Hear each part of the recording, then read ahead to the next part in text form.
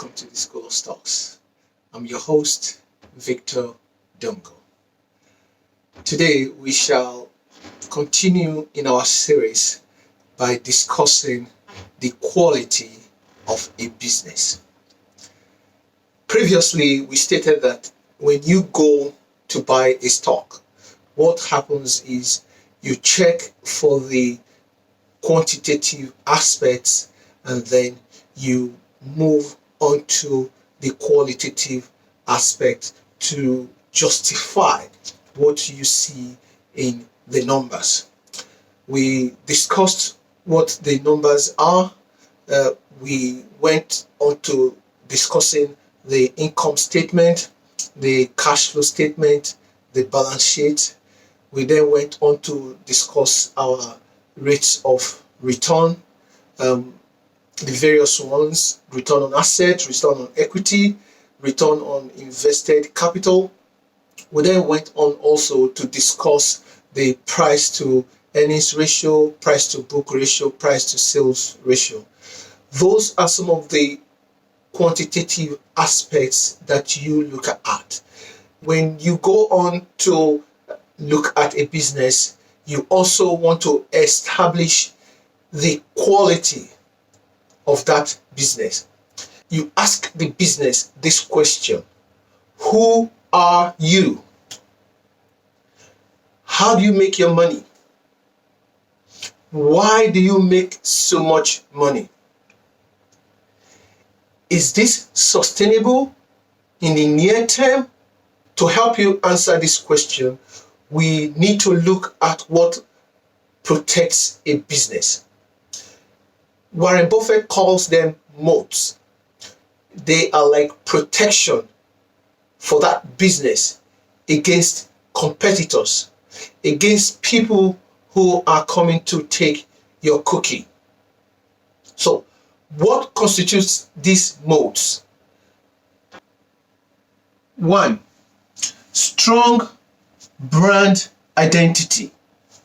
Strong brand identity is like capturing the customer's mind. It's a share of customer's mind.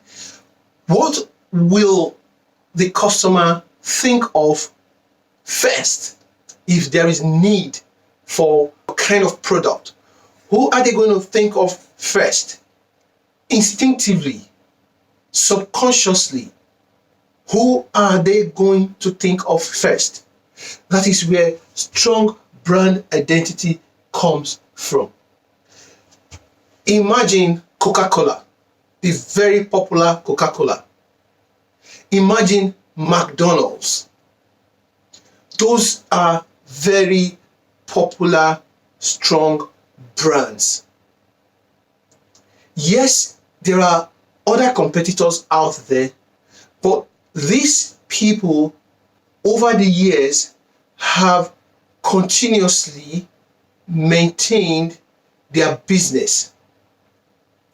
They have maintained good sales. Although competitors are coming in and chipping the size of revenue, but somehow they have maintained a near steady amount of revenue. Imagine Coca Cola, for instance. Coca Cola has been going between 30 billion to 40 billion over the last couple of years. So it's just hovering all around that. This strong brand identity ensures that when others go out of business, you are still there. You are capturing people's mind year in, year out, and by so doing, you are continuously existing. To create a strong brand identity, you have to be known for very good marketing, a way to capture people's mind. Coca Cola is good at that. McDonald's is good at that. they sponsor things that you don't even expect them to sponsor, just so that their presence in the background makes sure your mind is captured. Sometimes these strong brands can have their revenues chipped away if they drop the ball, or if consumer taste changes. Somehow these things would get to them, and if they don't react fast, things might change for the worse. A good example, look at the revenues of Coca Cola. In the last couple of years, Coca Cola's revenue has been declining. Of course, it's competitors that are taking away a share of the market, especially these discounters, these people who have very cheap source of cola, who have very cheap source of orange drinks off the shelf, are way cheaper than what Coca-Cola is offering, and also in taste, and providing other alternatives to the sugary content of what Coca-Cola is offering.